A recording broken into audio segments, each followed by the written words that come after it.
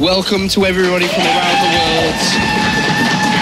We're here in Cologne, Germany to continue the round of 32. Lots of noise here in the studios.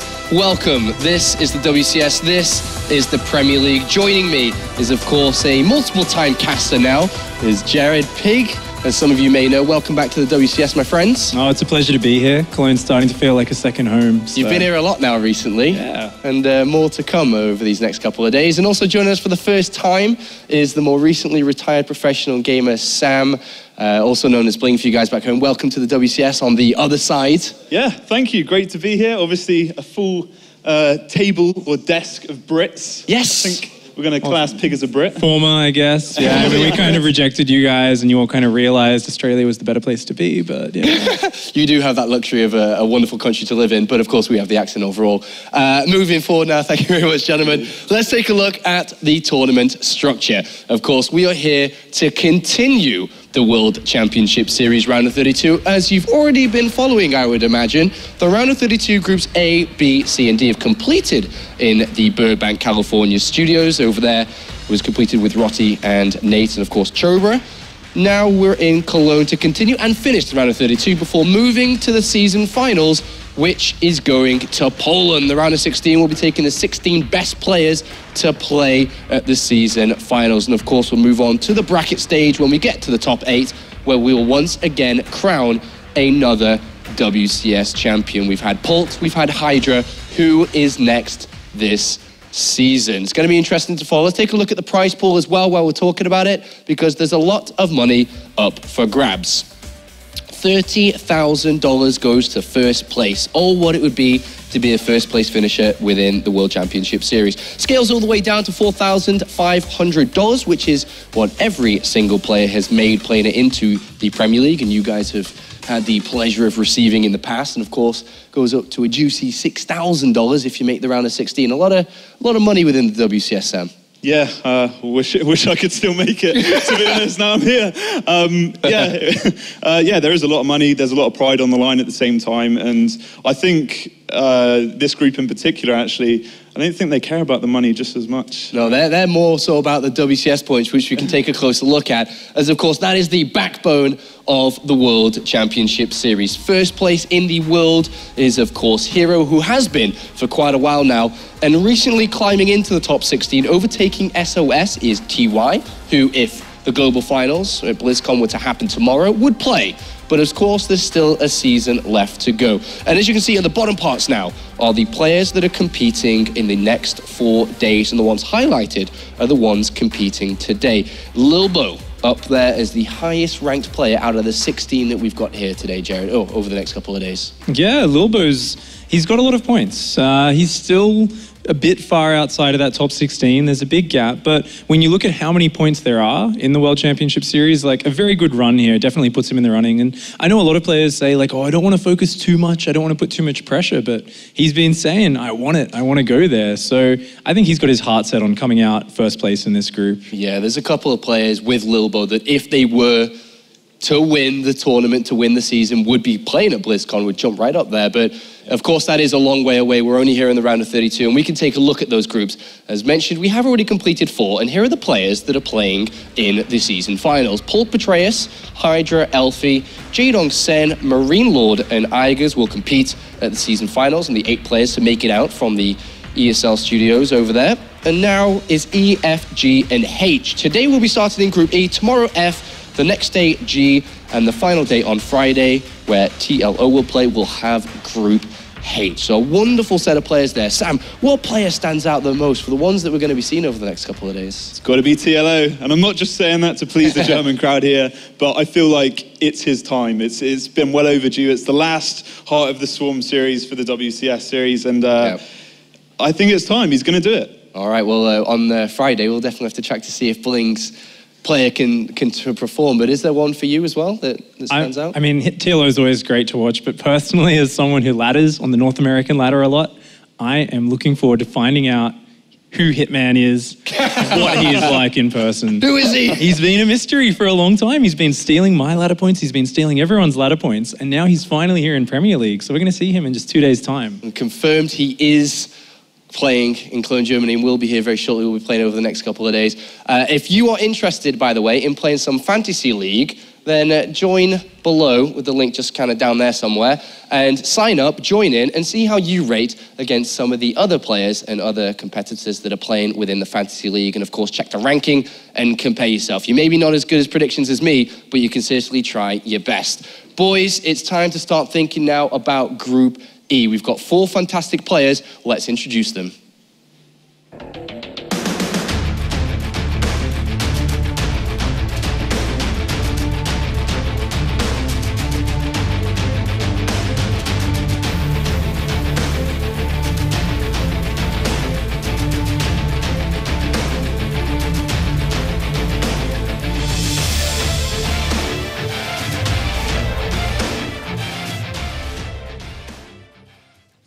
Lilbow, Shanna, Kung Fu Panda, and Neeb are the 4 players that will be opening up the week here in Cologne, Germany. Let's talk about the group as a whole here. So, first of all, is this Lilbow? I mean, Lilbow season finalist from the previous season. That's the one thing that stands out the most there.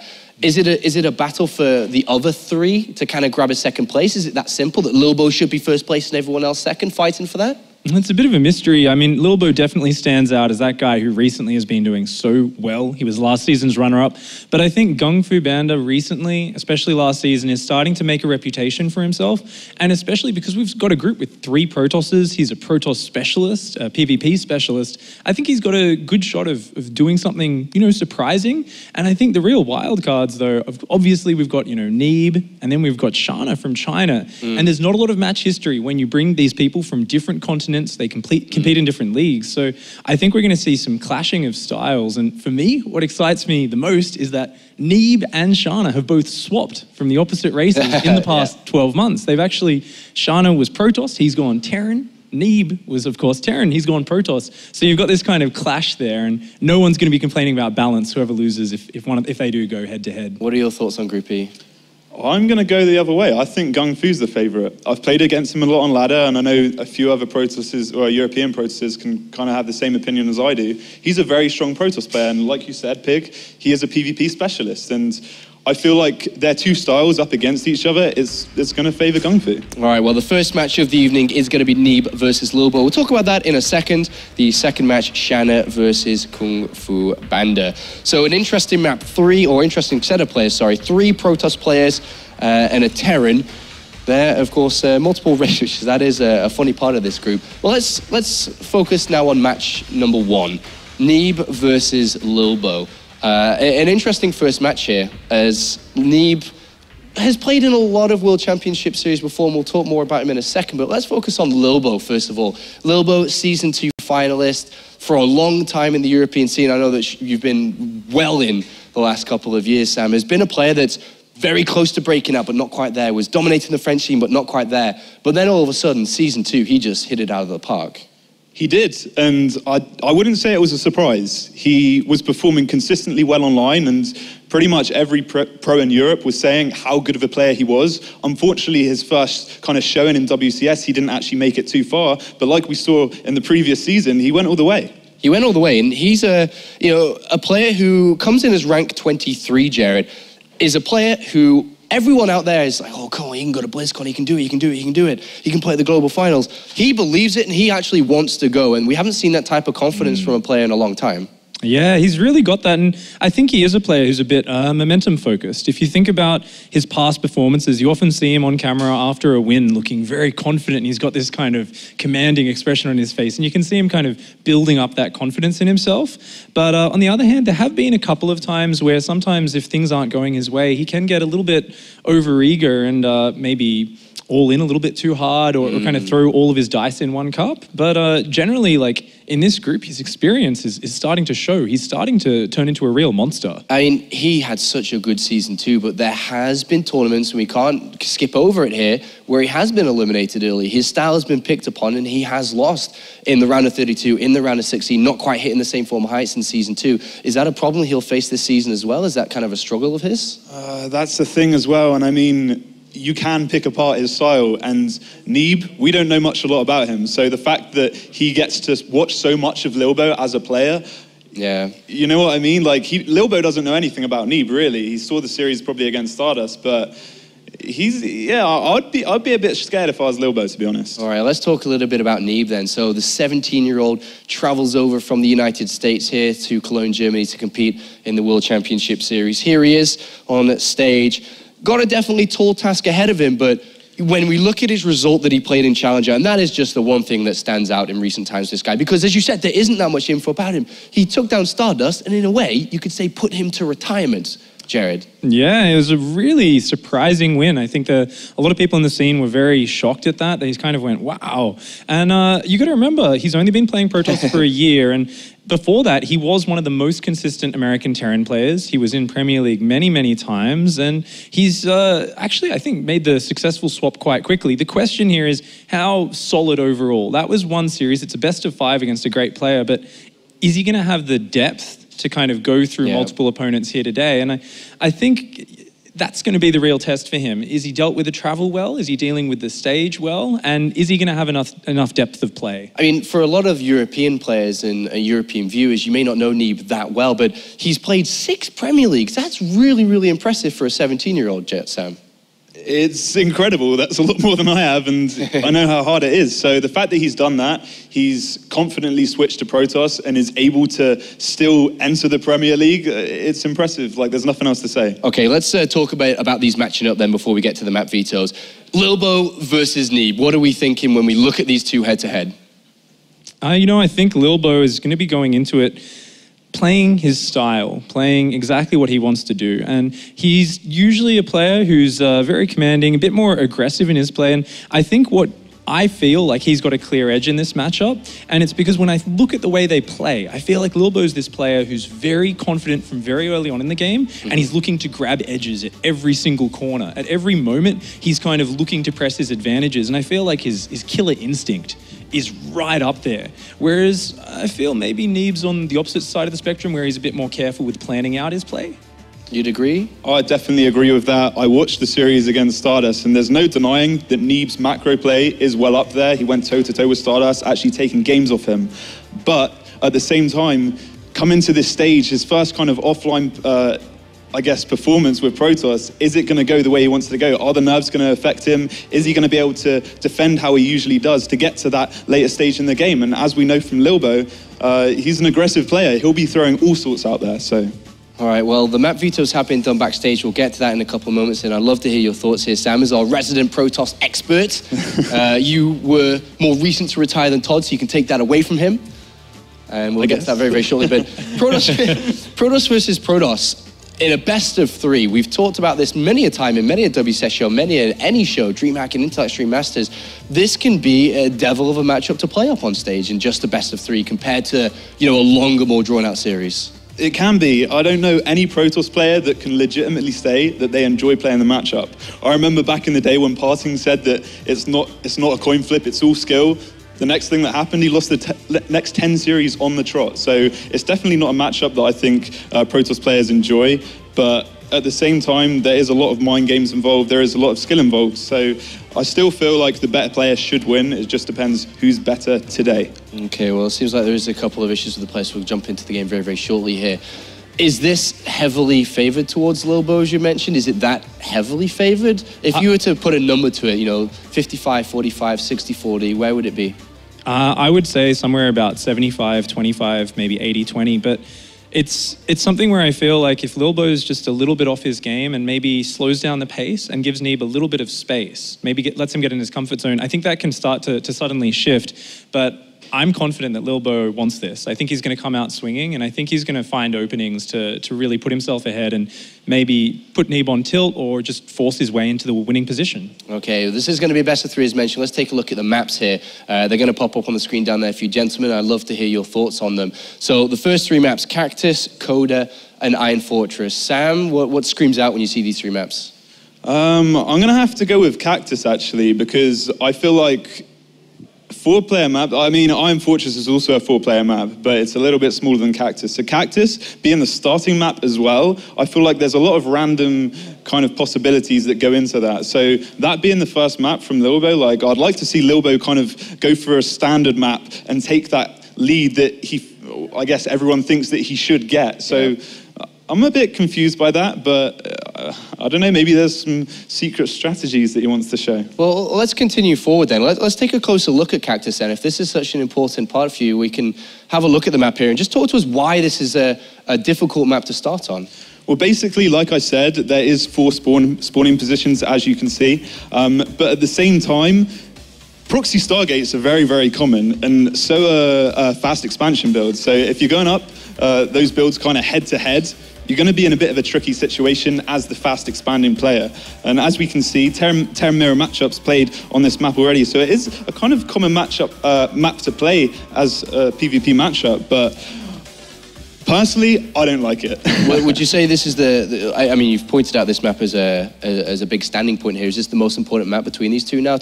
Not just because it's a difficult map to play and can be very awkward to play against your opponent, but it's the first map of the entire week here. This is the first map for these players. You've played on stage. You've played on stage. How difficult is that first map? Is it a breeze? I don't know. I've never played up there. You know what?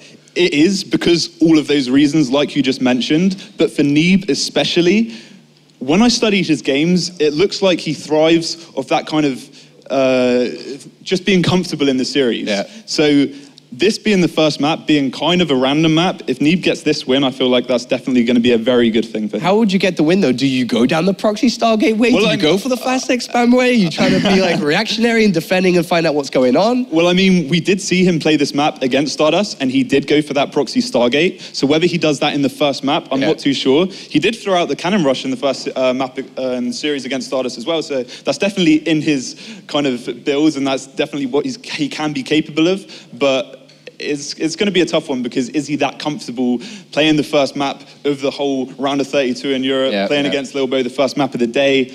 There's a lot of questions that are kind of unanswered. Jared, I mean, if I was Lilbow, if you were Lilbow, you got to be putting the pressure on that kid, right? I mean, he's young, he's over here, this is in your territory. Yeah. You were the one that dominated in this part last season. Yeah, and I think Lilbow's not a player who's afraid to, take some chances with this. He's like, well, I'm confident I should be there, but it doesn't mean I'm going to lock up and I'm just going to defend all game. I'm okay with the slightly more random 4-player maps, the ones where it's a bit harder to scout out. He's like, because I'm going to go in there with some decisive play, and I plan to steal it away. And you can see that mindset difference to some extent in the map vetoes. I mean, with Coda being picked as the second map for Neeb, I think he wants to get into that stable position. I think Lilbow's trying to say, nah, we're just going to take it through. I'm going to press my advantage, because Lilbow is a mechanical beast. He is fast.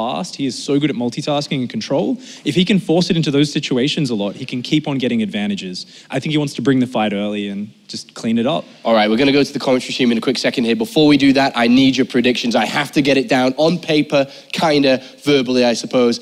Who's winning this one and why? I got to say 2-0 Lilbow, just for all the reasons I've said. I think he's really confident here. Okay, and very briefly here, Sam, who's winning? 2-1 to Lilbow, but I definitely think Neeb's going to take a game. All right, thank you very much, gentlemen. We'll be having a lot more of you over today and, of course, the last couple of days as we continue with the round of 32. Now time to head to the commentary team. It's the classic combo of Todd and Kalaris.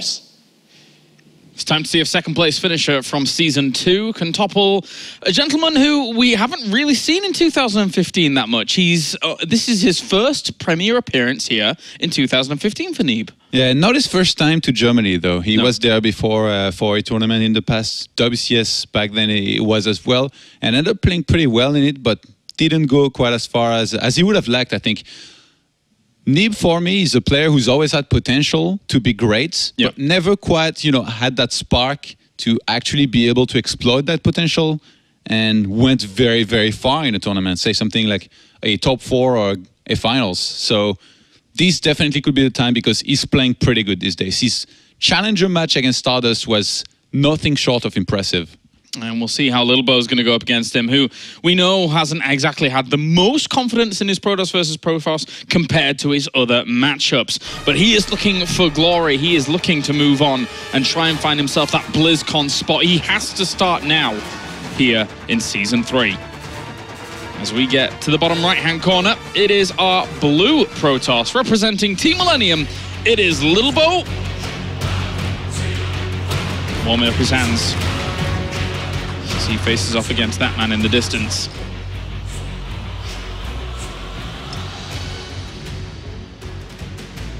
And for a moment here, we'll figure this out.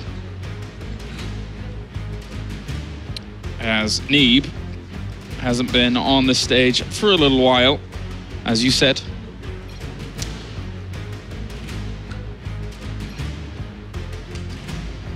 Seems a little bit amused by it. Yeah, it seems so. Oh, well, Todd. I mean, how these guys match up? How do these guys really stack up against one another? Because Lilbow, obviously, you know, I mentioned before, you know, not as impressive in PvP compared to his other matchups, but still, Lilbow here, got to be going in the big favorite, right?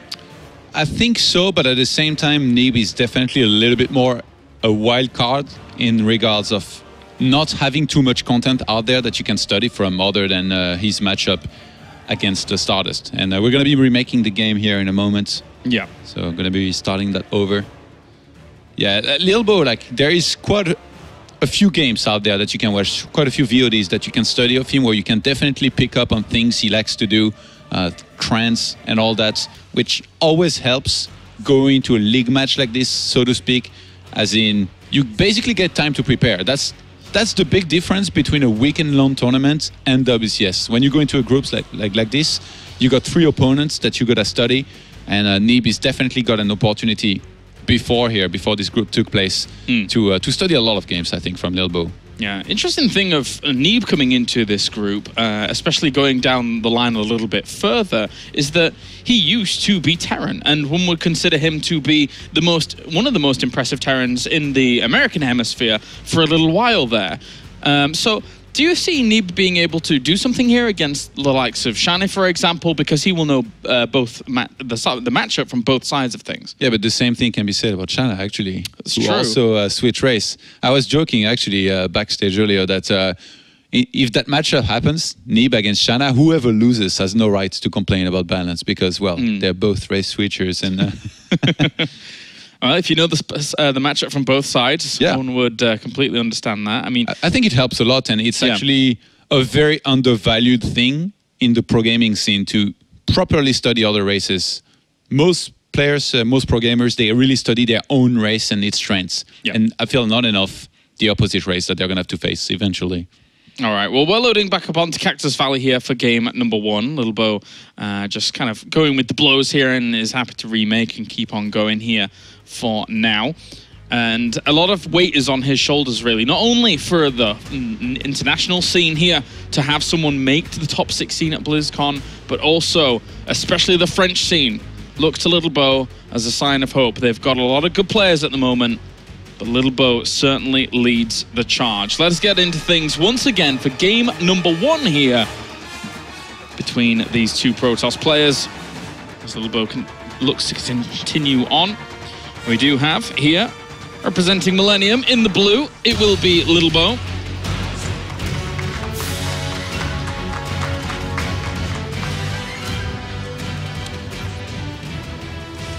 And then up to the top left-hand corner, we have in the red, it is Neeb. Neeb had a very interesting game on this map against Stardust back in his Challenger match, where he proxied the Stargate down on the map, and behind this went into 3 gateways blink, but then when he realized that he could, he just went for a Nexus instead, and it seems like, generally speaking, he's always very happy to do so. Yeah. As soon as he sees basically that he's safe and that being overly aggressive won't necessarily be the best option, I think Neeb's very happy to throw down the Nexus, go into later stages of the game. Usually that's going to mean most of the time a third base as well. And then from there, he's pretty good at the late game, I think, to be honest. Especially for a guy who used to play Terran. Like, you watch some of these games of Neeb really going into the later stages of PvP and you're like, I can't believe that this guy has been playing Protoss for this short amount of time. Yeah, it's so impressive that he got here, as you say. I mean, with him having, in 2014, results behind him as a Terran player and being able to get some of the higher positions in WCS America back when it was in that kind of form. Now, being able to make the top 32 here as Protoss, once again, under a second race, really cool stuff to see Neeb being able to thrive. Yeah. Sadly for him, though, he's going to be scouting the wrong way, whereas Lilbow was scouting in the proper one. Neeb surely, though, is going to be realizing, well, he should be realizing that it's close position with the timing that Lilbow scouted him at. And I think he will correct, yeah, he corrected his pathway, so he's going to be checking the bottom left-hand side. Lilbow took a second gas later then Neeb also started core later, so it's a little bit weird in regards of like he's gonna have more minerals and a little bit less gas than usual supposedly with this, but somehow he's not doing too bad, I guess, gas-wise. Yes, just banking on up. Neeb's getting himself his Mothership Core and Stalker nice and quick. Likewise, Mr. Lilbow has already got his Mothership Core on the way. Yeah. Lilbow played in a French tournament yesterday, the equivalent of the French Championship, called Underdogs, and he had to face T-Drogo in the finals, and he lost 1-3. But from those games, I talked a little bit about them with T-Drogo, and he told me that he thought that Lilbow was probably hiding strats and, you know, kind of playing a little bit random. He was also playing from his hotel room, which I don't think helped too much on the laptop. So not the games that we need to take the most or look the most seriously into, but at the same time, he definitely showed that maybe in PvP right now is not in the best shape of his life. At the same time, though, this is WCS. This is where it matters the most, and surely he's going to have prepared a lot for this. Dark Shrine is going to be thrown down in a second here, actually, by Lilbow, who's got the crouching probe hidden pylon going on the map right now. Yeah, up towards the top right-hand corner, so maybe looking to sneak in a little bit further. Might even just throw the pylon up there, but regardless of what he wants to do, it's much harder for Neeb to spot that with his current units based on the trajectory it's going to be taking up towards top. There's a very good chance he might see it, because one Stalker is not going to do that much here against the Mothership Core, so I think Neeb's going to be able to fly to the back of the mineral line here and most likely spot that Dark Shrine. Is it going to get cancelled, though? Oh, he's going further down, and he will be able to spot it. Good spot there by Neeb. I think no cancel. Probably from, if I had to guess, from Lilbow. He shouldn't cancel it, but he shouldn't use it as well for a very long time. And he cancels. Wow. Wow. Even though he was halfway through down. So I guess he's going to start a Nexus here instead, most likely. The funny thing is with the Robo going down here for Lilbow as well is that a lot is actually very evenly timed down between one another, of course, but losing a little bit of those extra minerals and extra gas does sting Lilbow a bit. He's going for Blink anyway. Interesting. I think Lilbow probably thought that his Robo was going to be so late that if he had to face Blink, he was going to be in trouble. So he's like, I need to have Blink myself, even though I'm only on 2 gateways. And I wouldn't be surprised if both players from there just expanded, started building up a little bit their sentry count. We see actually Neeb already just swapped in the first one and dropped down a Forge and went into a 2-base play with Colossus. Natural advantage slightly here then for Neeb, as it's, yes, 26 workers, 26, but Blink being a little bit further ahead is okay. He's not going to use that, though, I think. Yeah, I mean, it's just the defensive posture. The 2 passing ships in the night. They bump, and then this one will head on up towards the top. So at least he knows that he can try and deny this with the Stalker, keep him in the dark a little bit about this Nexus, which does help out a little. It's funny, actually, how they got exactly the same thing. Like, if you press the building tab, the structures tab, they've got exactly the same buildings right now, apart from one pylon. So it's like completely mirror build here. And we'll have those Immortals cranking out soon here for Lilbow. He doesn't quite know about his opponent's Nexus, I don't think, either. So he wants to get in there and confirm that with this probe. And then once he does, he will feel a lot more safe, for sure. Yeah, both players, they want to know what's going on here. I'm pretty sure that Neeb already anticipates an expansion. He's actually going to send in an Oracle, which is pretty cool to see. I don't think Lilbow should overreact, though. He might be able to realize that it's just a sentry. Yeah. Not having seen like the 8 minutes Oracle usually is not a real thing. You're totally right, though, about Neeb's playstyle. Right now, he's really kind of playing to the book. Forge going down really fast so he can get those upgrades cranking out very soon. And the Oracle, having only just seen that one Immortal, it's not too much to read into here for Neeb. I think Neeb's probably going to be happy to go up to 2 base and even later on to 3 bases, you know, tech to Colossus, get his upgrades going. Whereas Lilbow is a lot more of a wild card. Lilbow sometimes will just be like, well, we went up to 2 bases. I'm going to hope you can attack a little bit too fast and attack you and try and kill you with a lot of Blink Stalkers, sometimes some Colossus as well. So we'll see. I really feel like Neeb, there is almost no chance he's going to be doing something like a 2 base, maybe a 3 base timing if he thinks that he has more Colossus, because it's happened before in a series against Stardust. Lilbow prioritizing his Robo Bay to get things going really quick in the Colossus department, though, and he knows that he will be behind in the upgrades for a moment since he did scout out the Forge up towards the very top. So that will leave Lilbow in a small deficit when it comes to weapons upgrades, but maybe if he can eke out a Colossus more or so, maybe that can help. Yeah, usually it's very hard actually to read into this kind of advantages properly. Neeb is actually doing a little bit better in terms of probes here. He's just a few ahead.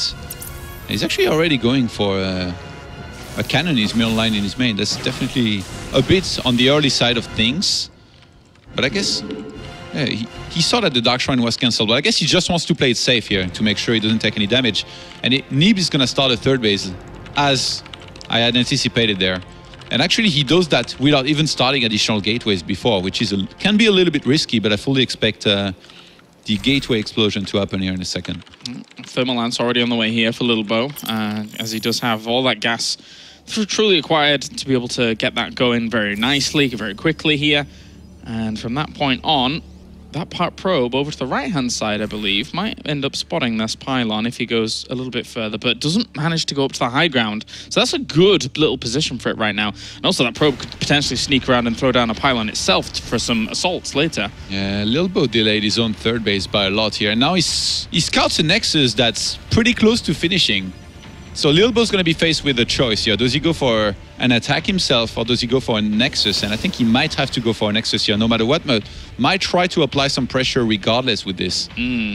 That probe towards the third base was already spotted as well, so I think Neeb believes that Lilbow right now is not on a third base either, or even going toward the third base just yet. That probe is going to get confirmation down towards the bottom, and he did spot all of that moving across with the watchtower vision that he has, so he can position himself well for this. I think Lilbow's thermal lens, by the way, is about 50 seconds earlier than Neeb, so I think he might try to use that here to maybe basically force a bad fight out of Neeb if he can. But he's going straight for the Nexus, even though Neeb's army is there. Whoa. The Mothership Core for Lilbow is taking so much damage and he's just taking the fight, looks like. This is quite ambitious. He has quite a few Zealots at the front though that already works with one of the Immortals. Photon Overcharge has done wonders here, and it's already brought down the Mothership Core, so there's not really much good room to retreat out here for Lilbow. He actually did a lot of damage to one of those Colossi at the front. That Immortal is trying to move forwards, doesn't quite get it. Second Colossus comes in here for Lilbow to try and help on out. The micro by Neeb was really good, but Lilbow brought the Immortals forward and he sniped both of the Colossi here of Neeb. Yeah, that's a great little move from him to be able to do that. I mean, he actually focused with them before. He had the higher Zealot count. He's going to get this Nexus,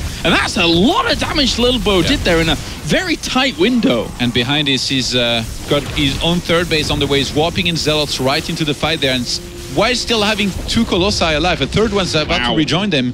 Whereas Neeb, he's got 0 Colossus out. He's trying to get one, but expanding this early is going to backfire, I think, big time, and he's in so much trouble, Kailaris. Yeah, Lilbow has really read this situation very well at the moment. He's just going to back off. He's going to power these gates from down there. Yeah, that'd be really nice. Even if he kills some gates. Pylon.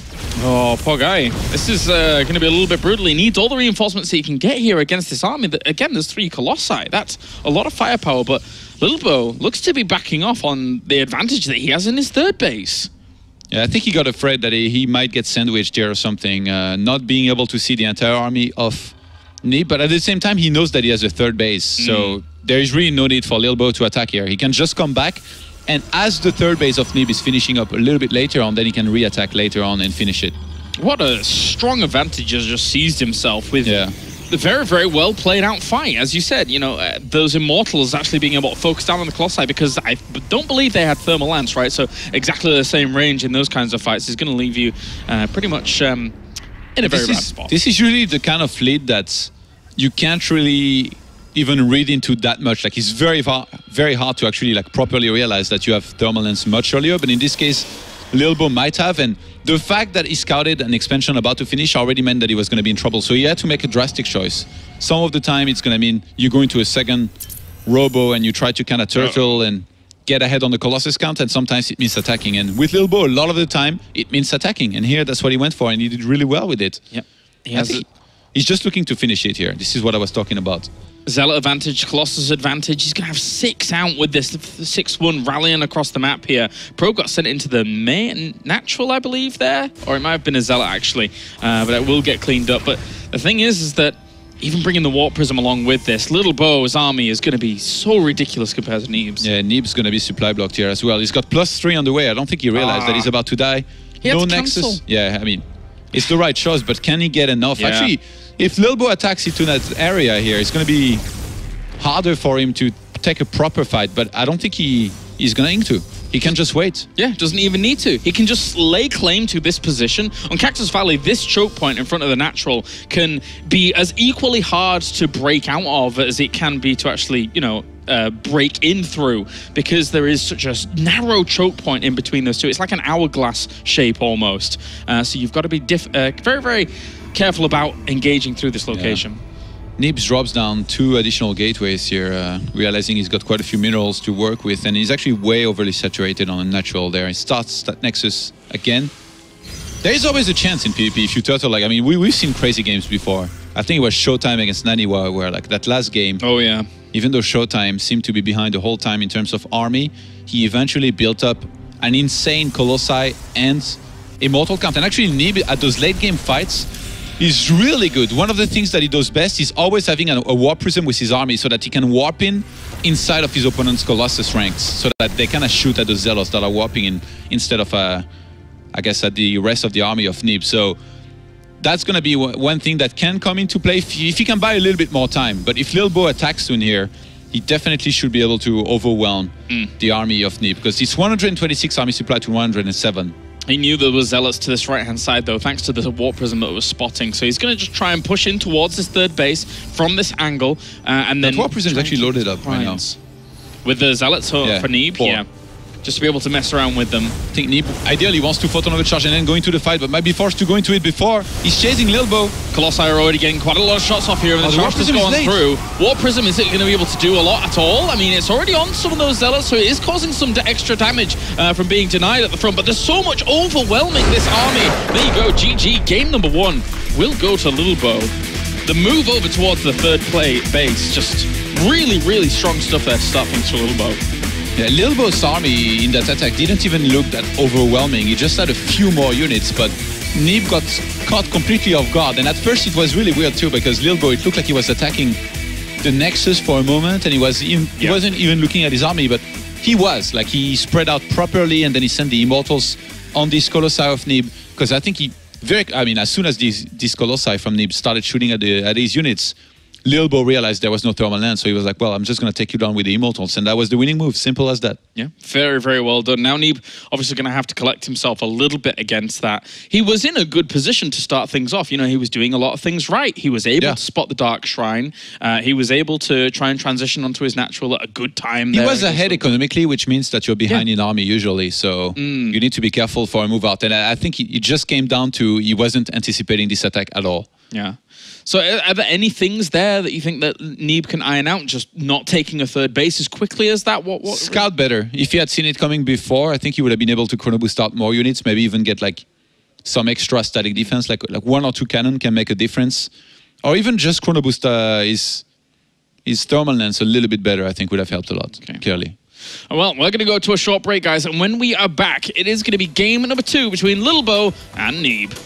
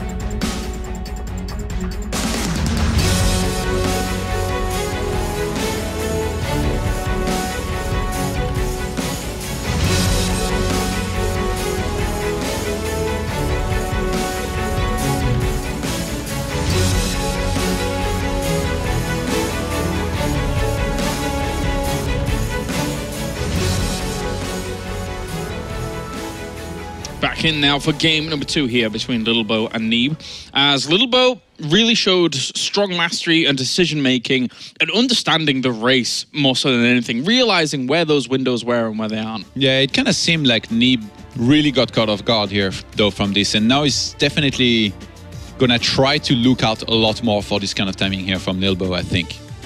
Yeah, he'll certainly be on lockdown for this. Our next map is going to be Coda here between these two players, as Neeb looks to get himself back into the driving seat and try and keep himself alive. He ends up in a pretty tough group, I would say. But going into Coda in PvP, what do you make of this map, Todd? How are you feeling about this? Well, I think it's like one of the more standard maps where like it's going to be easier to scout for stuff like proxies and all that, which is actually very interesting because on this map, during his challenger match, Neeb went for a cannon rush that started around the natural and, you know, towards that ramp of Stardust, and went forward. He walled off one cannon with like one pylon and one gateway around it, which was brilliant. And then from there, made more cannons and took down the Nexus of Stardust, who just ended up losing pretty early. So Lilbow is kind of known for scouting, I think, the indoors of his main base, but not necessarily always outside of that. So surely, though, Lilbow, he's seen that game and he's going to be on the lookout for that. And at the same time, Lilbow, in the series that he played yesterday against T-Drogo, he went for Stargates, and then he added 2 more gateways, and he made a bunch of Phoenixes. But what's very special about the build that he did is that he waited until he had 3 Phoenixes. He didn't scout anything, and he waited until he had 3 Phoenixes to start exploring the map and flying across the map. So he was clearly trying to trap some kind of Stargate play or any kind of aggression. And the only build he would have been in trouble against is Dark Templars, which I'm guessing he really didn't expect. Like it's like you're doing well against most builds except one. It's an okay risk to take sometimes. All right, well, we're getting into it. Game number 2 here between Neeb and Lilbow to figure out who's going to be moving on to the winners match here in the World Championship Series. Round of 32, Group E. And at the moment, Lilbow is on the warpath. He needs to look at this as almost a stepping stone to try and get himself to greater heights. As we have spawning up to the top left, it is our blue Protoss. It is Lilbow.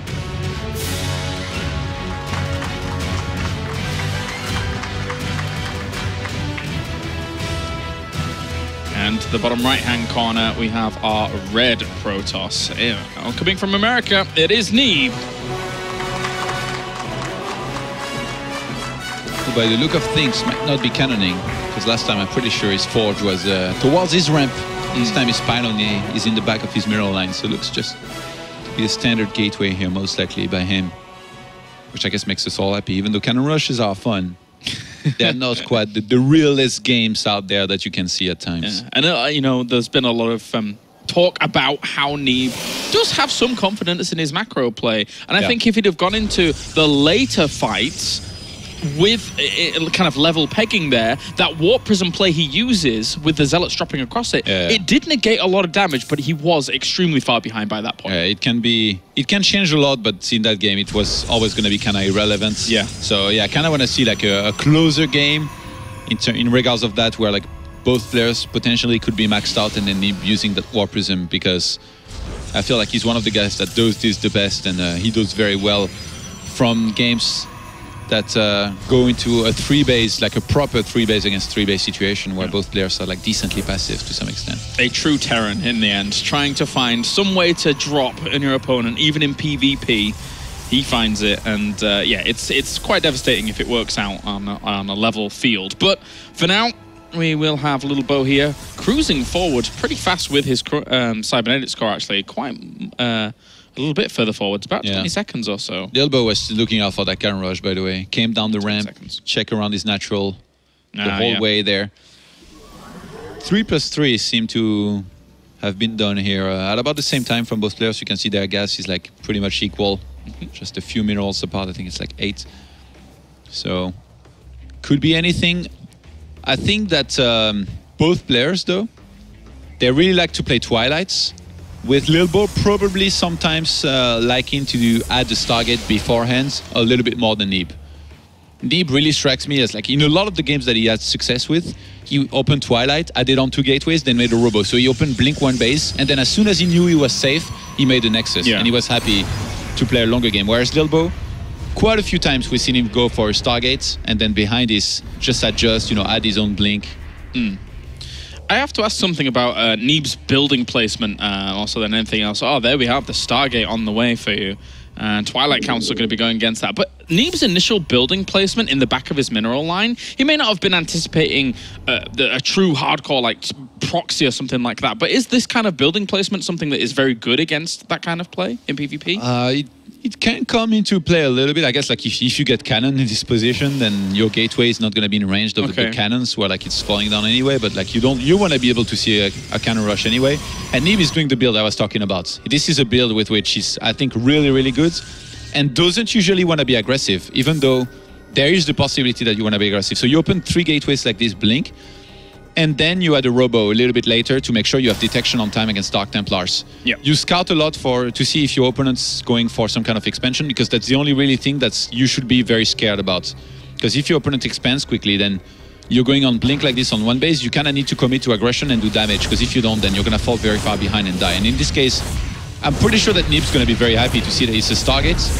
Oh! Ship core. But that means that the photon overcharge was already forced by Lilbow. Yeah. That was quite unexpected, actually. This might encourage some kind of counter blink play later on down the line, especially since Neeb already has a probe out on the map, across the map. I was a little bit worried for the Mothership core when there was 2 Stalkers in there and the angle it was coming in to try and spot the Stargate, but then Lilbow really committed to killing that off. Absolutely, he wanted to get it, and I don't think it's a bad move, to be honest. Neeb, though, he already has 3 Stalkers, he's going to warp in 2 more, he's going to start warping them in 3 by 3. And he skipped on the robo, fully realizing that Lilbow had gone for Stargate into his own robo. There is no need here for Neeb to add on his own robo. So Neeb is going to keep 3 Stalkers at home up until he has 100 energy on that Mothership core for the overcharge. And he's going to go across the map and make sure that Lilbow is not allowed to take basically a Nexus. Sneaky probe down to the bottom has somehow managed to sneak all the way into the natural, and even the Stalker's now going to warp in aggressively. So Lilbow has to be careful about this. He's getting himself immortals. He knows that there's potential of a threat here. And he's trying to sneak in with the Oracle as well. He's trying not to lose too many hit points here, just the shields, to try and kill 2 probes at a time against 3 Stalkers. Force field could be important on that ramp here for a moment, just to buy him time against these Stalkers. But if one Stalker did blink forwards, then he could try and do something. But he's going to use it in more in defensive posture. Yeah. There is a chance Neeb, I think Neeb just wants to go for a Nexus, by the way. He's about to throw it down, but there is a chance he does a lockdown here, but I don't think he necessarily will risk it or has to. We'll see. Well, he's swapping in a sentry somewhere? No, it's at home. Yeah, and the Nexus has already been spotted here as well by Lilbow. So. I think Neeb knows that he made Lilbow scared, so he's happy to start the Nexus earlier. And needs to make sure not to lose any of these probes there. He needs to start his own robo, by the way. He will just now, because you need to start building up your immortal count not too late. Yeah. And even Observer to be able to make sure your opponent doesn't see everything that you have. And make sure you can transition at a good time against Lilbow here, who technically already has his robo down. You don't want like a really early robo bay, I guess, kind of having to deal with that against your lack of robo bay potentially. So both players, from this point onwards, you know, they are going into the expansion against expansion scenario. We should be seeing Forges starting momentarily, and then they're going to upgrades, Colossus. Oh, lost a Stalker. Nice little move out by Lilbow, just to be able to catch that. He keeps good eyes on it with the Observer. And this Oracle, forces a 4 and overcharge. Oh, manages to get it with the last shot. Good cleanup by Neeb. That will alleviate some kind of pressure there up at the top. Yeah, nicely done. Bottom overcharge was forced, though. I wonder if you'll remake an Oracle later on down the line, but usually you don't really in this situation here as Lilbow, as you have to focus on other things where you're going to spend your guys like Immortals or even Colossus tech, which should come after his second Nexus is up, because a 4th Immortal already here, that's a pretty big number by Lilbow. Yeah, wasn't expecting exactly that to go down, because the more gas that you take away from the Immortal production means that you are getting a later Robo Bay, right? Yeah. Exactly. Usually, like, you don't start the Robo Bay up until the point you have like the gases on the way on natural or even already saturated, because that's way too much gas. So it's just to go for Colossus. Just kind of a compensation move, considering his Nexus was a little bit later. Yeah, quite possibly. Okay. Definitely needs to start additional gases here. Lilbow is taking a little bit too long. Same thing goes for Neeb. Both players here, they've got +1 on the way now. Robo-Bay on the way, taking his gases beer after this, so just one alone. But those Immortals at the front really going to stand strong. Likewise with the fact that he's going to have +1 weapons a little bit earlier than Neeb here does open up small little avenues, but these 4-man Stalker squad that he has at the front for Neeb is the perfect number. If he had a hallucinated Phoenix to jump up, that's the perfect number to be able to start one-shotting probes in the back. Yeah, but Lilbow knows that it's possible though, so he's... Yeah. Is in position to prevent that from happening. Neeb's going to do the double 4 Stalker hit squad here to try and get some probes, but if he commits to it, he's going to lose a lot and I think not achieve enough for it to be worth it. And he might even open himself up to a counter-attack because Lilbow right now, he fully knows that he's ahead on the Immortal count by far. He's got 4 against 1. And a second one about to come out here for Neeb. And Blink is on cooldown here for 3 of these Stalkers. It finally comes off now, and he will be able to get himself in a better spot to try and kill off as many probes as possible. But 4 for 4 Stalkers? 5? Yeah, is that enough? I don't think he's very good at all. And actually, he lost Stalkers on the other side. Yeah. Look at this. That one's going to get chased down. Lilbow might just start moving across the map here and applying even more pressure while taking his own third base. Look at this. Third Nexus is going to go down here in a second for Lilbow. He lost 9 Stalkers in total across that, where there's been very little army lost at all here for Lilbow. That's quite problematic here for Neeb. And Neeb this time around, he didn't play very greedy. He didn't start a third Nexus without adding on additional gateways beforehand. Whereas Lilbow is the one expanding earlier. So even though like Lilbow is ahead on everything, he's moving out with more army, he's going to be able to apply pressure. I don't think he wants to quite commit to a fight unless Neeb overextends and like moves out. Surely Neeb needs more army, right? I mean, he's got cannons going down in his mineral line, but this army here encroaching on his territory is huge. He's going to make sure that there's no third base starting anytime soon, I think.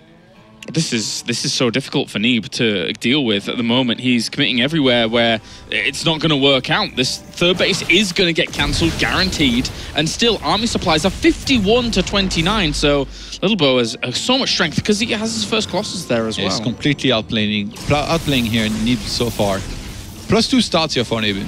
I think Neeb always identifies that even though he's not doing so well, the upgrades might be one thing that can save him at times. And in the previous game, he did go for the +3 against no +3 that ever started from Lilbow, but in the end, didn't quite have enough army. I'm not sure about this move out, Neeb. No. It's a weird situation here for Neeb because he knows that he needs to move out and make something happen, but at the same time, he can't because if he does, he's going to lose everything. Yeah. So you kind of feel pressure into moving out. Very, very difficult times here for Neeb, who has put himself in this spot. Those Stalkers at the front trying to get some damage done completely backfired on him, and now he's having to deal with... He's already seen the third base. Up towards the top has Neeb. He has a pylon up towards the right. Maybe he can try and do some damage there, but Lilbow is not going to let go of this kind of lead. Yeah, so Neeb's going to commit to an attack. With the +2 that he's getting, he knows that he's probably going to be getting that much earlier. He's getting a Warp Prism charge and +2 at the same time. He starts a Nexus. I really... thought he was going to go for like a full-on attack here. It's full-on Zealots. It's nothing else. I mean, he's got a lot of Zealots in comparison to Lilbow, which against Immortals can actually work out pretty well, but Lilbow's going to have probably a defender's advantage. Even Colossi reinforcing like 3 against 2, that's probably going to help him out quite a bit as well. Yeah, Lilbow he's ahead in everything except the upgrades, which I don't think matter when there's that much a difference, or there is going to be that much a difference in terms of army supply, because right now it's pretty equal, 75 to 75. He feels that he's way too far behind. Here we go, 81 army supply against 75. He's going to move into position with that +2 weapon. The Warp Prism is there for Neeb, so there is a chance somehow he makes this work. There's double photon overcharge available. Oh, Colossus on the left-hand side here, way out of spot. And this is what he was fishing for. That was a great little move there. The Warp Prism comes in. And there is no photon overcharge. With all of that time, what went down, charge was on cooldown because it was going over to that Immortal, the Colossus on the left-hand side. The Colossi are being micro back here for Lilbow to do as much damage as possible. And now Neeb's army is pretty naked there, but they've managed to chew through a lot of that. And Lilbow is struggling to hold on. Yeah, the Warp Prism almost died there, but gets away barely in the end. And Neeb needs to make something happen right now, even though he's got a Nexus on the way. If he doesn't make this timing work. This army's going to come in from both sides. The probes are going to come in for this round as well, because Lilbow knows all he has to do really is shut this army down, and maybe he can be able to be victorious here in this game. There is no third Nexus behind this. Oh, actually, I say that. He did add that on. Yeah. So he could pick up some units here to try and save them, but Neeb's still struggling here with this attack. He's lost a lot already. Oh, he's not picking up anything. Oh. The Warp Prism, totally forgot about this. Gonna save one Colossus and try and get out. There's no anti-air. He can't kill off the Warp Prism. So crazy little engagement there. He killed off 17 workers. Well, actually 2 Stalkers. He needs to get out there.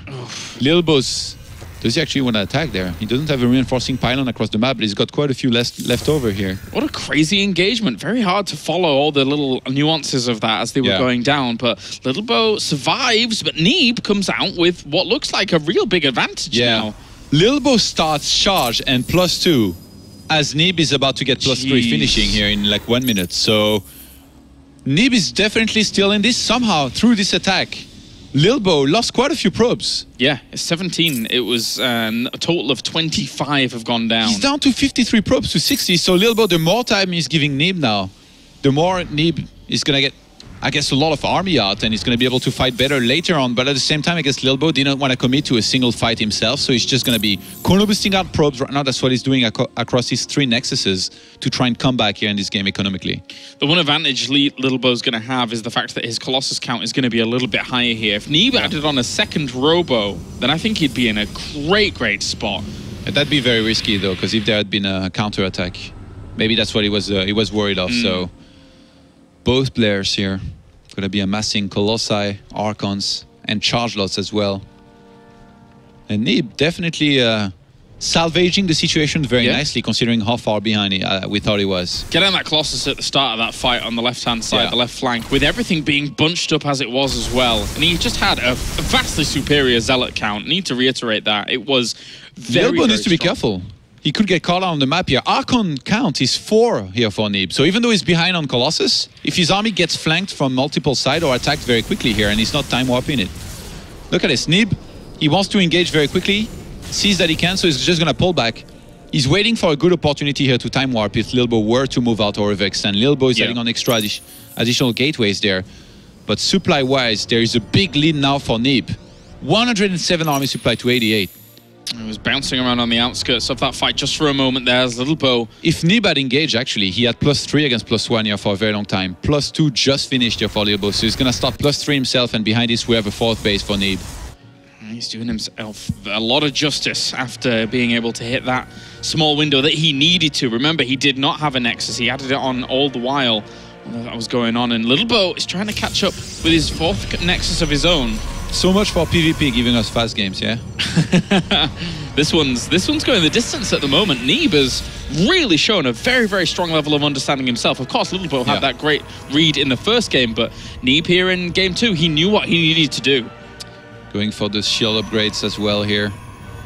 It's funny, they said they take the same 4th base as well, like no corner base out on the map for either player here. And with Neeb having his 4th base earlier, like he's definitely still in a pretty good position.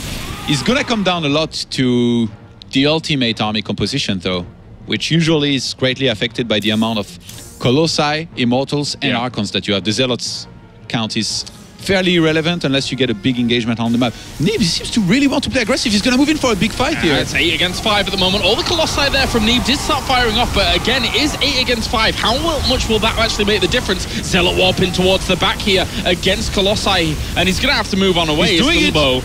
Neeb is playing a very strong game at the moment, and is even finding his way onto the Colossus count. They're both going to shred each other up. But in the end, Neeb is going to get onto this 4th base and probably deny it. With the crazy account count that he had and the Warp Prism warping in Zealots behind, Neeb was able to do pretty well at first, but Lilbow's trying to micro his way out of this one. Still more Colossi moving forwards here for Lilbow. He somehow was able to kill off the remainder of them. The Zealots at the back, they need to get on top of these Colossi and try and shut them down as quickly as possible. It's going to retreat on out. Mothership Core was doing a one-on-one with the Archon, and he's not going to win it. Neeb still chasing on these Colossus. He's going to try to get one. This game, oh my god, great pickup to be able to actually get himself that Colossus, but look at the supply counts now. 87 against 93. The army's vanished. They have about the same worker count. Neeb's actually only got one more probe, but he's already saturating on the 4th base. He's taking the gases there now. What a great game. And Colossus count has been reset. It's 2-2 once again.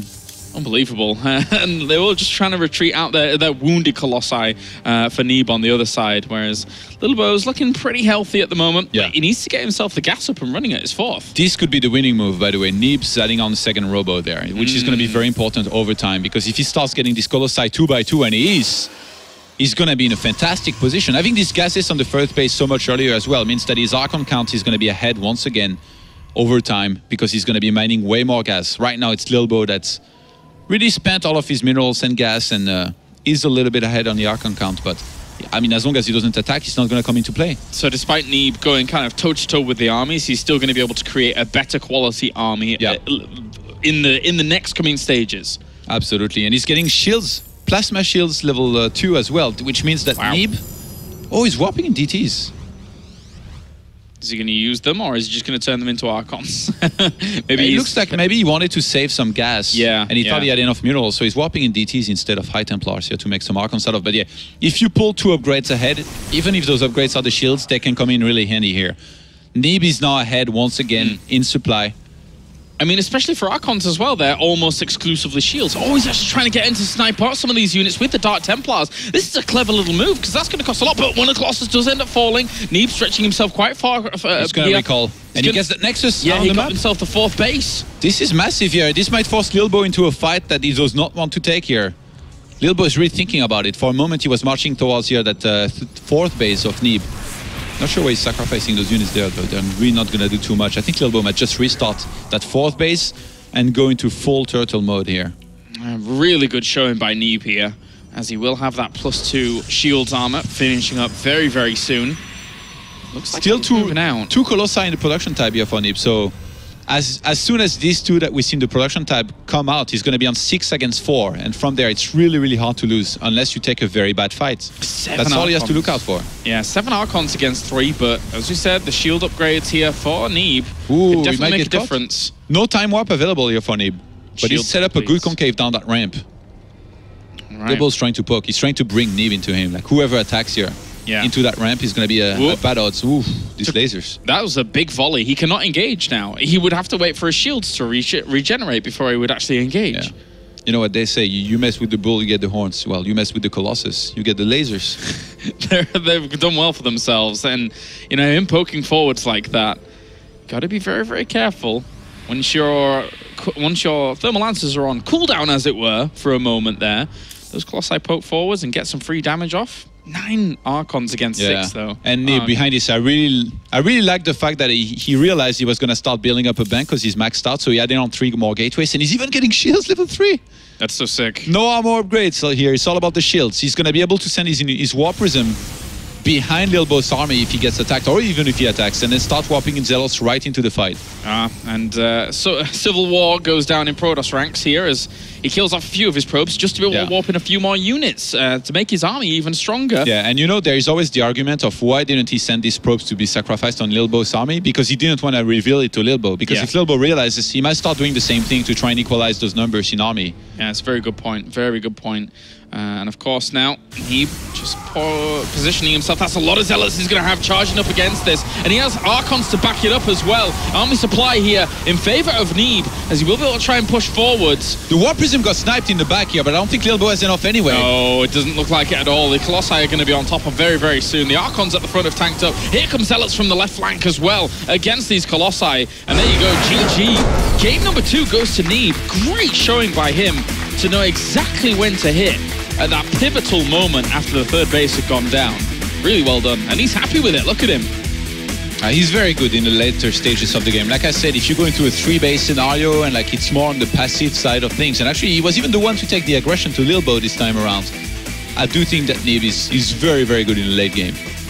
Lilbow's going to have to reevaluate his position there because Neeb really brought him to him. It looked like Lilbow had a really great advantage, to be fair, after the 3rd base had gone and, you know, him just trying to position himself as well as he could. But the unit composition there from Neeb in that first initial engagement, having so many Zealots and catching that Colossus, it's difficult there for him. Yeah, Lilbow wasn't ready for this. It seems like whoever takes a 3rd base and makes a few too many probes, if you don't see the attack coming, you're going to be in trouble here no matter what. So even though Lilbow kind of got out of the situation in a nice way, he took quite a bit of damage. In the end, he was really far behind on upgrades.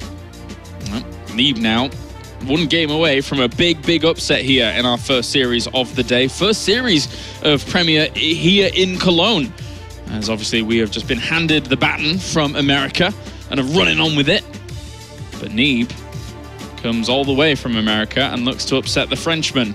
The Frenchman who is looking for BlizzCon glory. Of course, he does have the potential to get there, does Lilbow, but needs to be more solid. Needs to be more on lockdown. Can't let small defeats here and there get to him at this point. And we're going to be playing on Iron Fortress, a map that can be ranked as tricky at times because, you know, it's a 4-players map. It's going to be a lot of the time pretty tough to kind of get lucky and get the proper scout early on. And, you know, Stargate's going to be pretty popular on a map like this. Sometimes quicker expansions on some of the maps if you want to take a little bit of a risk here and there, but one of the safer builds here that you can go for, and that if I was Neeb personally, I definitely would do because he's done really good. I feel like, actually, like having studied his games, I think he won almost every single time that he opened with Blink with 3 gates and then added a Robo, which in last game was necessary because he was facing a Stargate. Every time he opened safe like this, it led to taking a second base. Every time he took a second base, it led to taking a third base, and every time he won. So yeah, maybe it's time to really start picking up on that fact and opening like this every game. All right, well, let's get into it. Game at number 3 now. Lilbow needs all the wins, needs to get on forwards here to make sure that he can keep his BlizzCon hope alive, as we have in the blue, representing Team Millennium, it is Lilbow.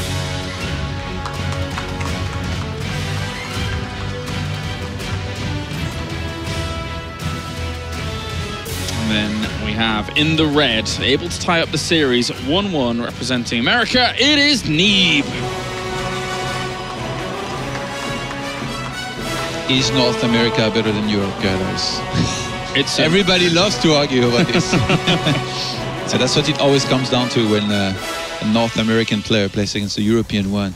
Yes, it does. It's an age-old question, which has been answered many, many times on different fronts. And I'm not saying which way. I'm joking. I'm messing with you, Todd. I know you like France and France only. So, for now, Lilbow here, going into this, is there anything wild he can throw out, or does he just kind of fall back on having a strong macro prowess? I think if I was Neeb, like I said, like I'd definitely try and open with like something like a Blink, 1 base, and then into a second base very safely. Lilbow sending out a probe this early, though, definitely an indicator that he might want to do something a little bit more aggressive. Oh, actually, wait a minute. With the direction of that probe, is that a proxy Stargate I'm thinking about? Yeah, that's in a very... that is in one of those... That is a very specific location, Kylars. Yes, that is. This is what... Actually, sadly, for like... When you go for this kind of thing, you're saying, I hope he's in one of those 2 places of 3, but in this case, it's going to be kind of far away. I remember back in a DreamHack, Night End referred to it as a probability build. I think it was on a map like Tal'Darim Malta way back when. But we will now head into a first-person view here, as we do have Lilbow here just kind of positioning himself with his Stargate and spamming on away. He already sees that Neeb has spotted him out, though. Yeah. The first person is not for the faint of heart, but... No.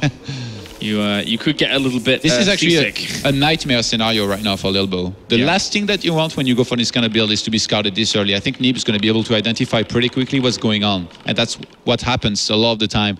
And then start preparing for it. Yeah. Only seeing this one pylon alone gives Neeb a good heads up as to what's going on at the moment. So Stargate is going down over at the other side. Oh, Neeb might get his own Stargate. Look at this. He's not spending any gas. Oh my god, the read. Oh. He doesn't start warp gates or Stalker. He just gets Mothership Core to make sure that any kind of probe of Lilbow is going to be able to be kept out of his base, and then he starts his own Stargate, fully knowing that this is probably going to be an Oracle flying into his base and he wants to get a Phoenix. If Lilbow, sadly for him, doesn't realize that very soon and flies an Oracle into a Phoenix, I mean, even if you're starting StarCraft II, you already know that it's like one of the worst things that can happen to you. Yeah. Unless Lilbow goes on the second read and just tries to go for something like Phoenix. But that would be ridiculous from here. It's going to be an Oracle. And he thinks it's up towards the top left because of the timing of the probe scouting him. He's going to check with his probe, though, on the bottom right-hand side and know that Neeb is there. But there's no way. I don't think that probe can get in, though. If it does, it'd be crazy. Oh, my God. Neeb started an Oracle, though. Oh, wow. Oh, and he went back with his Mothership Core. There is a chance that Lilbow might be able to see this. Gets out of there. Oof. Well... This is very interesting now. Both players going for the aggression. I was expecting a Phoenix out of Neeb. Yeah. I think getting an Oracle, though, is okay because he's going to have Photon Overcharge in a second. There is no way that Lilbow is going to be able to defend properly against an Oracle, and then behind this, Neeb can make the Phoenix. And also, like when there is a proxy like this on the map and you don't think you can scout it, it can also be DTs. Yeah, I get you. So getting the Oracle. Oh no, Neeb's moving out of position. Oh, he's way out of spot. I mean, the Mothership Core. He completely misread the situation in the end. I thought he had read it properly, but Oracle is on in for the kills here. It's already got itself 5. It's just going to stick around and get as much as possible. 7 go down. that's a lot. That is a lot. Did he spot that? He may. Oh no. Neeb okay, needs to even the count here. Yeah. Third Stalker is out here for Lilbow. Can he react on time? They're in defensive position. This is really good here for Lilbow. I mean, 2 of them in the mineral line alone is not too bad. And also the third one is just... he's got 4 out at the moment. And I think Lilbow behind this, he has every plan also to stay on Blink Stalkers and try and finish the game. He's going to chase that Oracle away after just 1 single kill. He's already got a pylon across the map here, does Lilbow. And he's going to start Blink much earlier than Neeb here. I mean, forcing out the photon overcharge alone is great for his chances to actually go for a follow-up attack and then be able to exploit, right? Absolutely. Lilbow is just in a great position here from there. I can't believe Neeb made an Oracle and then like it looked like he was calculated, but then he moved out and lost so many probes. Dark Shrine is going to be the choice here for Neeb. Went behind, I guess. In this case, when you don't really have a choice anymore, you drop down the Dark Shrine, you kind of hope to get lucky. But even getting a pylon up across the map here for Neeb is going to be so hard. Yeah, it's going to be difficult. Stalker's already scouting out every little angle, every little location where something like that could be going down. But the Oracle tried to swing him back again and will still be denied by all these Stalkers in these positions. And he must now know that there are a lot of Stalkers racking up and still no natural. So. Yeah. There is a chance that Lilbow, though, doesn't get a... Oh, another Oracle, Todd. Oh, yeah, maybe has detection. Because he was not starting a robo here. I was really starting to wonder. Then I saw him spend all his gas. I was like, what? I guess gets another Oracle here for detection because he don't want to start a robo now. And he's positioning Stalkers on the ramp, knowing that there is the potential for a Dark Templar. So he really has good reads here, does Lilbow. Yeah, it's very, very nicely played here. He's going to be able to kill a probe here on the map as well. Already has Blink, remember. Can get out quite easily. Yep, keeping an eye on the natural. And this Oracle will eventually spot this Stargate. And they're trying to walk on the pylon, actually. It will eventually die. It's going to take it down. Yeah, the energy on those oracles can actually do very well against buildings. We learned, I think it was from Useless Facts on Reddit. Thank you very much, Fear Dragon, I believe it was. Thank you, Fear Dragon. Not so useless. Dark Templars are walking across the map. Oh, he knows. Lilbow spot them. Yeah, he saw them. He just saw them with his Stalker, actually, because he was about to sacrifice his Oracle, which would have been a disaster if it happened. Yeah, he blinked back with the Stalker while it was walking behind it, so there's no way he wouldn't have noticed. Oh, the 2 Oracles flew next to each other. Does Neeb pull back his Dark Templar, or does he still try to go in here? Because he's going to get killed if he does. Far too ambitious. The Stalker finds it, and he will activate and kill this one off. They blink to the left-hand side to hunt that down. Can't leave. Not at all. The other one, though, managed to leave, and although it never really went in, to be fair. Yeah. So... It's so funny to see an Oracle kill pylons on the map. Neeb really is originally a Terran. Yeah, doing what he can. Hating on those pylons, even though they are now his as well. It's good foresight, though, really, to, read into all of these things for Neeb. You know, not only spotting the pylon over the other side, limiting the production of that Stargate if it was ever to really get back into production, and also finding that pylon up towards the top that would have tried to put on some harassment later. A Phoenix is actually going to start here by Neeb. I think he wants to... Oh, I was wondering about this scenario. Because he has his own Oracle, and he's got Dark Shrine tech. If Neeb was to get a few Phoenixes like this, flies across the map, kills not just the Oracle, but even the observers that are around, DTs could just finish the game. Especially since he doesn't have his Stargate powered anymore. He couldn't have another Oracle for some detection or something. Oh, that'd be crazy. But remember, there is still no pylon here across the map for Neeb if you wanted to be aggressive. Needs his observers. Or even the Stalkers are on the map. They could get picked up here by these Phoenixes and killed. Good to try and alleviate himself with this Oracle, though. The Phoenix will stick around. Oh, blinks forwards, though. Okay, the trade-off in the end. Sorry, Phoenix. Behind this, Neeb won't commit to this. He's just getting a Forge now for the upgrades. Robo Bay already started here for Lilbow. He's in a pretty good position. Yeah, Neeb. Oh, these Stalkers are going to come in actually here and try and get a probe or so. Neeb's ahead on probes. Yes. I don't know if it's the mules, but he uses his chronoboost very well. He must be missing mules. He's like, I need those minerals. I used to have them.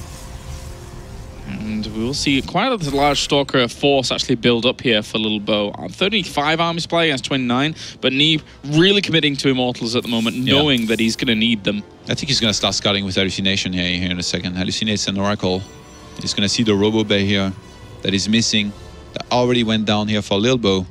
It's just the Stalkers coming out, right? There's no... Oh, there is an Immortal behind it, but maybe it's just a miss rally. I'm not sure if he actually means to attack. And he's going to focus that down for the cost of one or two Stalkers. Guardian Shield was used very late here. Just to get him out of there for an Immortal. No probe there to actually follow that up with a pylon or anything, so this army not going to be the strongest in terms of reinforcements. Yeah.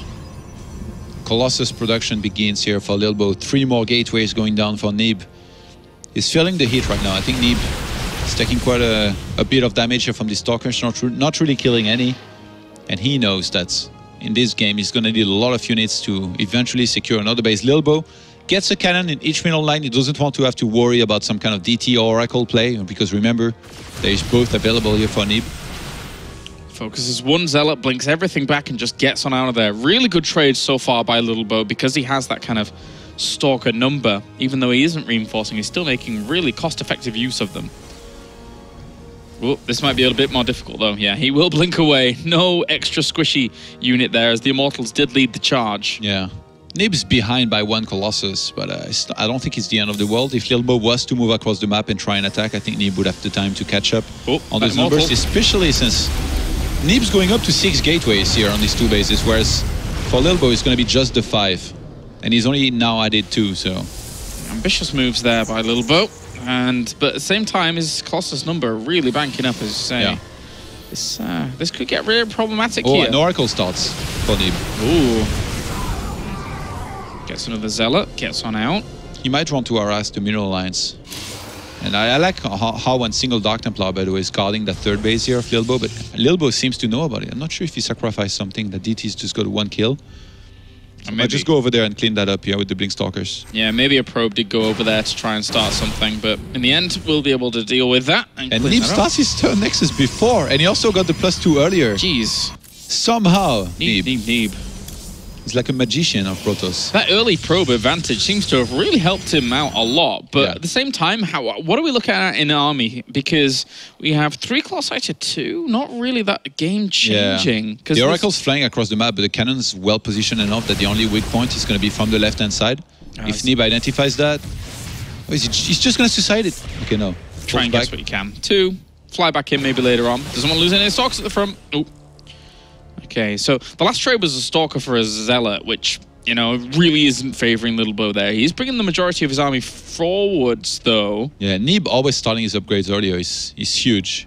And Lilbow actually is getting a War Prism of his own, so I think Lilbow, he wants to do the same attack that we saw Neeb do in the previous game, where he had a slight army advantage, and then he dropped the War Prism, or used the War Prism on top of his opponent's army to really help and reinforce in that fight. I'm not sure if Neeb saw this coming at all. I don't think so. Saw some units warping in towards the 3rd base, so he might be a little bit... Neeb might be caught out of position here. There is a lot of Blink Stalkers as well to play with here. Yeah, and that's already a nice volley already starting here. Lilbow's just going to go straight to this with double time warps hitting. Those Colossi have no way to retreat out really without taking potential damage. Hallucinating Colossus here to tank up some of the damage, but Lilbow has a big army supply at the moment. With the Colossi still remaining, War Prisms coming in as well. If he's able to warp in some extra Zealots with the Archons reinforcing, Neeb is in a lot of problems here, Todd, as he will be chased all the way back towards the 3rd Nexus. Those 2 Archons are going to tank up for days. He's trying to warp in some Zealots right underneath this. Maybe they can change the tide of it, but with the Colossi dying off, it's going to be difficult. Yeah, Neeb's trying to hold down here, but he's lost pretty much everything that he had here in terms of Colossus. And that 3rd base not even mining anymore. 1 single Zealot's going down to his probes and killing all of them. And just retreating on back those probes back into it, and there you go. GG, Lilbow will take the series. It was a shaky one, but in the end, he takes it 2-1. So it's very interesting games actually to see like that whoever is ahead in supply when that 3rd base is going up, they attack no matter what, because they know that they need to be making something happen rather than just kind of sit back and turtle. And usually it's not always the case. In a lot of those games, if you're behind, you kind of feel like you have to wait for your opponent to make a mistake. And in this case, I think attacking was just great because it worked out pretty much every single time. Yeah. that looked like the way to go. Lilbow, really sees the advantage early on there. Took a small little bit of damage, but nothing too consequential. And now pushes himself on into the winner's game. So good start from Lilbow to kind of mount his movement forward towards that kind of BlizzCon chance, but certainly in PvP, not what he exactly wants. He wants more confident wins. But that man on screen right there, Neeb, got to give a tip of the hat to him because his Protoss versus Protoss, not only against Stardust, but even here against Lilbow, pretty good. Not bad for a turn. Oh, well, originally.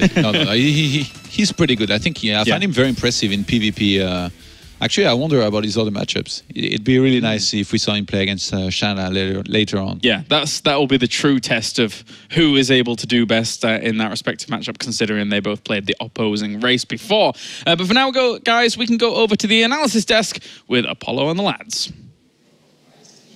Thank you very much, Kalaris. Joined here by Lilbow and, of course, Sam. You took the win. Did that go as you expected it to go? A lot of people looked at this and said, okay, well, Lilbow's going to smash this group today. He's going to go 4-0 overall, but he took a map away from you.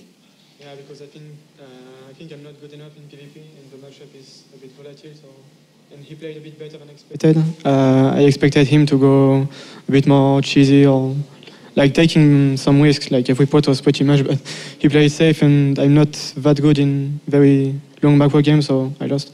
Is it difficult to go into a group that you can't find too much information on players about? Neeb, we don't really know too much about him in recent history, of course. And the same can be said for Shanna a little bit later on too. Is this difficult when you come into a group like that, or you don't really care? It's just all about you and how good you're doing? I knew Neeb was pretty good and he played a lot of macro games. But about Shanna, I know he's a bit cheesy and I don't even think he can take any map from me, like even if he's a bit lucky or something. So, like, I don't know him, but I think I don't need to. Okay, Sam, you got some questions for Lilbow on that series? Got a few. Okay, go ahead. Game number 2, obviously, you lost that game. But after his first initial attack, and you managed to, I think you kept like 3 of your Colossus alive, and you kept your third base up. He didn't really saturate his too much. Did you feel like you was in a good position then? Because I thought that you was. But it seemed like he still had a bit of an advantage, still going after that towards obviously the later stages of that game. Like, how did you feel, obviously being in that situation?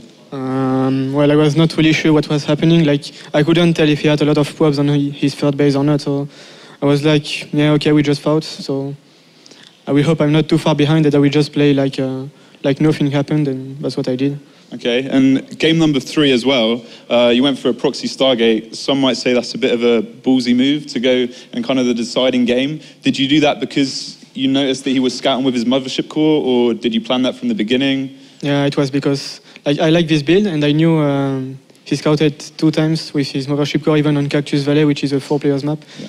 But after he saw the proxy Stargate, I was like, okay, I will try to face, so I couldn't boost a lot the warp gate, which can mean that it's very fast DT. And, well, the Oracle did pretty okay. Yeah. All right, thank you very much, Sam. Thank you, Richmond. We'll look forward to your next game in the winners match. Lilbow will be playing in the winners match a little bit later on. A couple more series to go yet. We're going to go to a very quick break, but when we return, the German player Kung Fu Panda is going to take on China as they come to Europe for the first time in Shanna.